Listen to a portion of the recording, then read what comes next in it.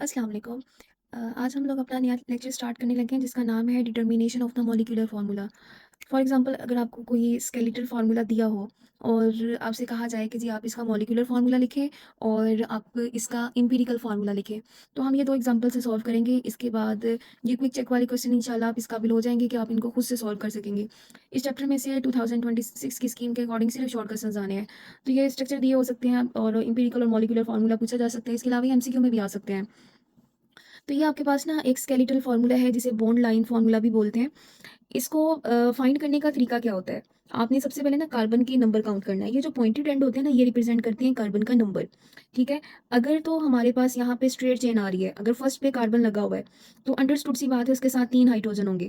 क्योंकि अगर यहाँ पे फर्स्ट पे कार्बन है ना, उसने एक बॉन्ड तो इस कार्बन के साथ बना लिया है, लेकिन उसके पास 3 बॉन्ड की कमी है। वो अपनी 3 बॉन्ड की कमी को हाइड्रोजन से पूरा करेगा।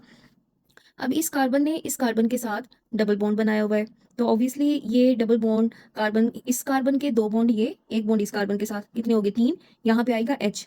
इस कार्बन का भी सेम यही बिहेवियर है और यहाँ पे क्या आ जाएगा, CH3 आ जाएगा। तो फर्स्ट आपके पास ये है कि आपने काउंट करना है कार्बन एटम को, और इसके अलावा अगर कोई हेट्रो स्ट्रक्चर है, मतलब कार्बन के अलावा स्ट्रक्चर, आप उसको भी काउंट करेंगे। लेकिन अभी हम फिलहाल जो हमने एग्जाम्पल देखे उसमें सारे कार्बन है, डबल बॉन्ड है और हाइड्रोजन है। और हर एक ये जो लाइन उसने कहा है कि ये शो कर रही है कि हमारे पास इस कार्बन को इस कार्बन से ज्वाइन करने के लिए सिंगल बॉन्ड है, इस कार्बन को इससे ज्वाइन करने के लिए क्या चीज़ है, डबल बॉन्ड है। और फिर आपने इसको काउंट करना है। और हाइड्रोजन आपने ऐसे पूरे करने होते हैं कि कार्बन मैक्सिमम 4 बॉन्ड बनाए। ठीक है, 4 हाइड्रोजन को लगा सकते हैं, लेकिन अगर वो डबल बॉन्ड लगा रहा है या ट्रिपल बॉन्ड बना रहा है, तो इसी हिसाब से ना हाइड्रोजन का नंबर कम होता जाता है। मतलब जैसे जैसे डबल या ट्रिपल बॉन्ड बढ़ते जाते हैं, तो कार्बन के साथ हाइड्रोजन का नंबर क्या हो जाता है, कम। तो हमने ऐसे कार्बन और स्ट्रक्चर को काउंट करना है जिसमें कार्बन जो है ना अपने ऑक्टेट को पूरा रखे। मतलब 4 बॉन्ड का मतलब है 4 इलेक्ट्रॉन उसके पूरे होने चाहिए। यहाँ पे उसने ऑक्टेट की बात की है, तो ऑक्टेट का मतलब यही है।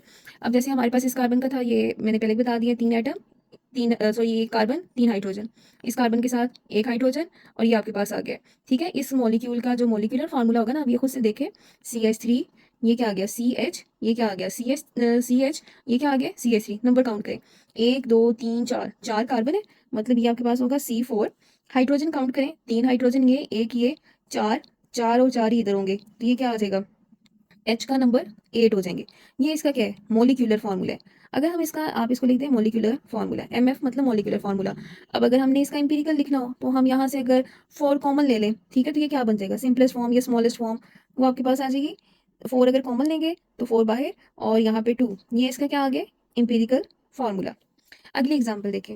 जैसे हमारे पास ये एक हेट्रो एटम वाली एग्जाम्पल है, साथ फंक्शन ग्रुप भी लगा हुआ है, ये भी एक हेट्रो एटम है। कार्बन के अलावा जितने एटम्स होते हैं ना, वो हेट्रो एटम होते हैं। अब यहाँ पे क्या होगा, यहाँ पे सी, और सी ने एक बॉन्ड तो बनाया हुआ है, बाकी 3 की वैकेंसी है, तो हाइड्रोजन लगा दें CH3।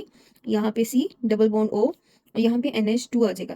अब नंबर काउंट करके देखें, ये आपके पास है कार्बन एटम, 3 हाइड्रोजन, ये यहाँ पे भी कार्बन होगा, क्योंकि ये जो पॉइंटेड एंड है ना, ये आपने याद रखना है। अगर पॉइंटेड एंड पे कुछ भी नहीं है, इसका मतलब वो कार्बन है। ये कार्बन, ये कार्बन, कार्बन लिखा हुआ है लेकिन नो हाइड्रोजन, इसमें नाइट्रोजन के साथ कितने, 2 हाइड्रोजन। अब अगर हम इसको काउंट करके देखें, तो ये बनता है 2 कार्बन है, और हाइड्रोजन कितने हैं, 3 ये और 2 ये, कितने हो गए, 5 हो गए। नाइट्रोजन भी एक है, ऑक्सीजन भी एक है। तो इसका जो मॉलिक्यूलर फार्मूला होगा वो आपके पास होगा C2H5NO, और यही इसका इंपीरिकल फार्मूला है। कुछ आपके पास कंपाउंड ऐसे भी होते हैं जिनका मॉलिक्यूलर और इंपीरिकल फार्मूला सेम होता है। जैसे एक तो एग्जांपल आपके पास ये आ गई ऑर्गेनिक कंपाउंड की। अगर हम इनऑर्गेनिक में देखें, जैसे पानी है, पानी का जो इंपीरिकल वही मॉलिक्यूलर। इसके अलावा H2SO4 है, HCl है, NH3 है, यानी बहुत सारे ऐसे कंपाउंड हैं जिनका मॉलिक्यूलर और इंपीरिकल फार्मूला सेम होते हैं। आई होप आपको समझ आ गया होगा। Thank you so much.